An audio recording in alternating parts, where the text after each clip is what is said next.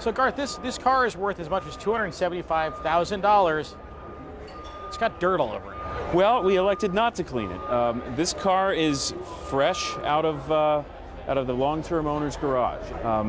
We will occasionally find a car that has been preserved or simply parked in a long-term owner's garage, sometimes for decades, and bring it to auction exactly as it is. And we find that collectors really like to step in at that point rather than an interpretation or something that's partially restored.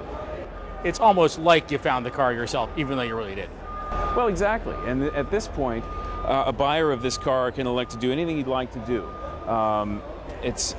This car is a great candidate for preservation, to stay exactly the way it is and just to be sympathetically cleaned and gotten running, functioning, and display its current finishes.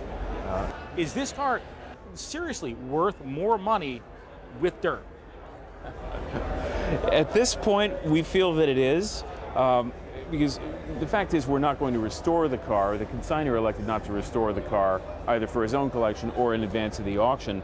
So to sort of emphasize the fact that this is a car that has been kept in storage and in single ownership for many years, the dirt kind of accentuates that fact. Yep. Is this an emerging trend in collector cars, or has that always been the case? That there have always been those collectors that like them fresh? Well, it certainly hasn't always been the case. Really, in the last 10, 12 years, the preservation movement has really taken hold at major concord. And in the 70s and 80s, it seems everything got restored. It was in the hands of an enthusiast. It would come apart and be painted and put back together and driven.